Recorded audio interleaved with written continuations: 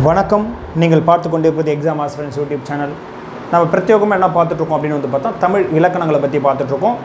நம்ம ஏற்கனவே எழுத்துக்களுடைய வகைகளை பற்றி பார்த்துட்டோம். சார்பு எழுத்துக்கள் என்றால் என்ன, முதல் எழுத்துக்கள் என்றால் என்ன, சார்பு எழுத்துக்கள் வகைகள் யாவை, முதல் எழுத்துக்கள் வகைகள் யாவை போன்றவற்றை நம்ம ஏற்கனவே பதிவிட்ட காணொலியில் பார்த்துருக்கோம். என்றைக்கு என்ன பார்க்க போகிறோம் அப்படின்னு வந்து பார்த்தீங்கன்னா, மேலும் சில தன்மைகளின் அடிப்படையில் வந்து பார்த்தோன்னா எழுத்துக்களை வந்து தொகைப்படுத்தியிருக்காங்க, அதாவது தொகுத்து இருக்காங்க. சரிங்களா?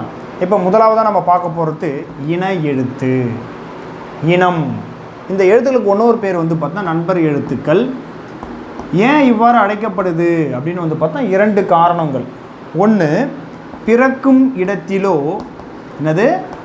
பிறக்கும் இடத்திலோ அல்லது ஒலிக்கும் முயற்சியிலோ ஒரே மாதிரி இருக்கக்கூடிய எழுத்துக்கள். பிறக்கும் இடம் அல்லது ஒலிக்கும் முயற்சி ஆகியவற்றில் ஒரே மாதிரி இருக்கக்கூடிய எழுத்துக்கள், தமிழ் எழுத்துக்கள் வந்து பார்த்தீங்கன்னா இணை எழுத்துக்கள் என அழைக்கப்படுகிறது. சரிங்களா? அப்போ இந்த இணை எழுத்துக்கள் என அழைக்கப்படுவதற்கு காரணம் பிறக்கும் இடம், ஒலிக்கும் முயற்சி. நம்ம ஏற்கனவே என்ன பார்த்துருக்கோம் அப்படின்னு வந்து பார்த்தீங்கன்னா, நம்மளுடைய தமிழ் எழுத்துக்கள் உடலுடைய எந்த பாகத்தில் பிறக்கும்? 1 மார்பு, சரிங்களா? 2 கழுத்து, சரிங்களா? 3 மூக்கு, சரிங்களா? 4வதாக வந்து பார்த்தா தலை போன்ற இடங்களில் இருந்து தமிழ் எழுத்துக்கள் பிறக்கும். இதுக்கு பேர் இடப்பிறப்புன்னு சொல்லுவாங்க. அதாவது இந்த இடப்பிறப்பு வந்து பார்த்தா காற்றறைகள், சரிங்களா? அந்த எழுத்துக்கள் பிறக்கக்கூடிய காற்றறைகள் தான் என்னது இடப்பிறப்புன்னு சொல்கிறாங்க. அந்த 4 இடங்கள்லேருந்து பிறக்குது. ஒலிப்பு முனைகள் என்பது வேற, ஒலிக்கும் முயற்சி என்பது வேற. அந்த ஒலிப்பு முனைகள் அப்போ நம்முடைய மார்பிலோ கழுத்திலோ மூக்கிலோ தலையிலோ உருவாகக்கூடிய அந்த தமிழ் எழுத்துக்கள் நம்முடைய வாய் வழியாக எந்த விஷயங்களால் வெளியே வருது அப்படின்னு வந்து பார்த்தா, ஒன்று உதடு, அப்புறம் பல்லு, நாக்கு, மேல்வாய் எனக்கூடிய அன்னம். இவை வந்து பார்த்தா ஒலிப்பு முனைகள் அப்படின்னு சொல்லுவாங்க. என்னது? ஒலிப்பு முனைகள். சரிங்களா? 4 வகையான ஒலிப்பு முனைகள் இருக்கிறது. சரி, இந்த ஒலிக்கும் முயற்சி அப்படின்றது வந்து பார்த்தீங்கன்னா சில எழுத்துக்களை வந்து பார்த்தா உதடுகளை குவித்தல் மூலயமாக அந்த எழுத்துக்கள் பிறகும். இப்போ உயிர் எழுத்துக்களை எடுத்துக்கலாம். ஔ, சரிங்களா? அப்போ உதடை குவித்தல் மூலயமா ஊ, ஓகேங்களா? ஈ, உதடை விரித்தல் மூலயமா ஈ அப்படின்னா அந்த உதடுகளை விரித்தல் மூலயமாக ஐ, ஓகேங்களா? போன்ற எழுத்துக்களை நீங்கள் ஒலிச்சு பாருங்கள்.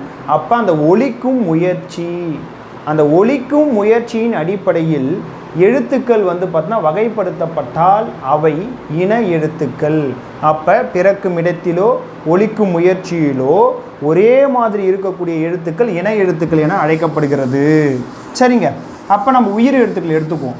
அந்த உயிர் எழுத்துக்களில் எந்த எழுத்துக்களுக்கு எந்த எழுத்துக்கள் இனமாக அமையும் அப்படின்னு வந்து பார்த்தீங்கன்னா, ஒவ்வொரு நெடில் எழுத்துக்கும் வந்து பார்த்தீங்கன்னா அந்த குறில் எழுத்துக்கள் வந்து பார்த்தீங்கன்னா இனமாக அமையும்.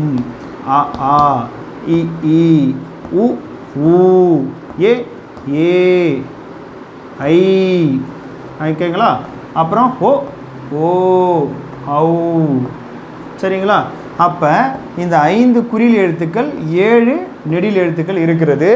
ஒவ்வொரு நெடில் எழுத்துக்கும் அந்த குறில் எழுத்துக்கள் இனமாக அமையும். சரிங்க சார். அப்போ ஐக்கு வந்து பார்த்தீங்கன்னா குறில் எழுத்து இல்லையே, ஐ ஒழிச்சு பாருங்கள், ஈ அப்படின்னு முடியும். ஸோ அப்போ ஐக்கு இனமான எழுத்து ஈ. ஔ, ஊ அப்படின்னு முடியும். அப்போ அவுக்கு இனமான எழுத்து ஓ. அப்போ அந்த உயிரெழுத்தை பொறுத்தவரை உயிர் நெடில் எழுத்துக்களுக்கு உயிர் குறில் எழுத்துக்கள் இனமாக அமையும். புரிஞ்சுதுங்களா? அப்போ குறில் எழுத்து இல்லாத ஐக்கு ஈயும் அவுக்கு ஊவும் இனமாக அமையும். சரிங்களா? சரிங்க சார். இப்போ நம்ம என்ன பண்ணிடுவோம், மெய் எழுத்துக்களுக்கு போயிடுவோம். மெய் எழுத்து நம்ம எத்தனை வகைப்படுத்தியிருக்கோம்? வல்லின எழுத்துக்கள், மெல்லின எழுத்துக்கள், இடையின எழுத்துக்கள் அப்படின்னு வந்து பார்த்தா வகைப்படுத்தியிருக்கோம். சரிங்களா? Okay sir. இப்போ இந்த ஆவை பாருங்கள். நம்ம மறுபடியும் உயிரை நான் வந்து பார்த்தோன்னா இந்த ஒலிக்கும் முயற்சின்னு சொன்னோம் இல்லைங்களா? அதன் அடிப்படையில் தான் வந்து பார்த்திங்கன்னா உயிர் எழுத்துக்களை வந்து பார்த்தா இட எழுத்துக்கள்னு சொல்கிறாங்க. ஏன்னா உயிர் எழுத்துக்கள் பிறக்கக்கூடிய இடம் கழுத்து. அது குறியிலாக இருந்தாலும் சரி, நெடிலாக இருந்தாலும் சரி, மொத்தமாக அந்த உயிரெழுத்துக்கள் 12 பிறக்கும் இடம் வந்து பார்த்தா கழுத்து. அப்போ அப்போ எதன் அடிப்படையாக வந்து இன எழுத்துக்களாக வகைப்படுத்தியிருக்காங்க அப்படின்னு வந்து பார்த்தா அவற்றுடைய ஒலிக்கும் முயற்சியின் அடிப்படையில் தான் உயிர் எழுத்துக்களை வகைப்படுத்துறாங்க. ஆ ஆ ரெண்டுமே ஆ ஆ வாயை திறத்தல் மூலயமாகவே இந்த உயிர் எழுத்துக்கள் பிறக்கின்றது. இ ஈ அப்போ என்ன பண்ணுறோம், உதடுகளை விரித்தல் இ ஈ. ஓகேங்களா?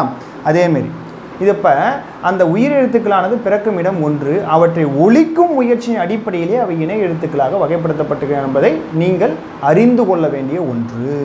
சரிங்களா? சரிங்க சார். இப்போ நாம் என்ன பண்ணிவிடுவோம், மெய் எழுத்துக்களுக்கு போவோம். வல்லின எழுத்துக்களை எழுதுவோமா? வல்லினம், மெல்லினம், இடையினம், இந்த 3 தான் வந்து பார்த்தீங்கன்னா நம்மளுக்கு என்னது மெய் எழுத்துக்கள். வல்லினம் கசட தபர வல்லினம் படிச்சிருப்போம். அப்புறம் நனன நமன மெல்லினம். ஓகேங்களா? எரல வழல இடையினம். சரிங்களா? இந்த மெல்லின எழுத்துக்களுக்கு வல்லின எழுத்துக்களே இனமாக அமையும். சரிங்களா? ஓகே. இந்த வல்லினம் பிறக்கக்கூடிய இடம் என்ன அப்படின்னு வந்து பார்த்தீங்கன்னா என்னது, மார்பு. மெல்லினம் மூக்கு, இடையினம் கழுத்து. அப்போ அவை பிறக்கக்கூடிய இடம் வந்து பார்த்தீங்கன்னா வெவ்வேறாக இருந்தாலும் அவை ஒலிக்கக்கூடிய முறையிலால் வந்து பார்த்தீங்கன்னா அவை இணை எழுத்துக்களாக வகைப்படுத்தப்படுகிறது. சரிங்களா? ஓகே. இப்போ சங்கு சொல்லி பாருங்கள், அந்த நகரம் எனக்கூடிய மெல்லின எழுத்து படித்ததுன்னா ககரம் தான் வரும், சங்கு. இங்கே படித்து பாருங்கள், மண்டபம். சும்மா ஒரு எக்ஸாம்பிளுக்காக சொல்கிறேன். அப்போ என்னது, நான் பக்கத்தில் டா தான் வரும். அப்போ இந்த எழுத்து பக்கத்தில் இந்த எழுத்துக்கள் தான் வரும். அப்போ நீங்கள் தமிழ் எழுத்துக்களை பிழையின்றி எழுதணும் அப்படின்னா நீங்கள் எதை தெரிஞ்சுக்கணும் அப்படின்னு வந்து பார்த்தீங்கன்னா இணை எழுத்துக்களை பற்றி தெரிஞ்சுக்கிட்டிங்கன்னா நீங்கள் தவறதாக என்ன பண்ண மாட்டீங்க, எழுத்துக்களை எழுத மாட்டீங்க. அப்போ 2 சுழி நாக்கு பதில் 3 சுழி நா போகிறது, இது மாதிரி விஷயங்களை என்ன பண்ண மாட்டீங்க, நீங்கள் தவறு செய்ய மாட்டீங்க. சரிங்க சார். இப்போ இணை எழுத்துக்கள் சொல்லிட்டீங்க. எதுக்கு சொல்லிட்டீங்க? உயிர் எழுத்துக்களுக்கு சொல்லிட்டீங்க, மெய் எழுத்துக்களுக்கு சொல்லிட்டீங்க. அப்போ மெல்லினத்துக்கு வல்லினம், இடையினை எழுத்துக்களுக்கு இடையினை எழுத்துக்களே என்னது, அவை இணை எழுத்துக்களாக அமையும். சரிங்களா? அவை ஒலிக்கக்கூடிய முறை வேறாக இருந்தாலும் இந்த இடையினை எழுத்துக்கள் பிறப்பின் அடிப்படையில் இணை எழுத்துக்களாக அமைகின்றது. சரிங்களா? கிளியரா? சரிங்க சார். அப்போ இணை எழுத்துக்கள் இல்லாத எழுத்து தமிழில் ஏதாவது இருக்கா அப்படின்னு வந்து பார்த்தீங்கன்னா இந்த உயிரிலையும் மெய்யிலையும் சேராத ஒரு எழுத்து இருக்குது, தனிநிலை. தனிநிலைனா எதுங்க சொல்லுங்கள்? தனிநிலைனா எது? தனிநிலை என சிறப்பு பெயருடன் அழைக்கப்படுகின்ற தமிழ் எழுத்து எது? இதுதான் உங்களுக்கான இன்னைக்கு வினா. பதில் சொல்லுங்கள் பார்க்கலாம். கரெக்ட்.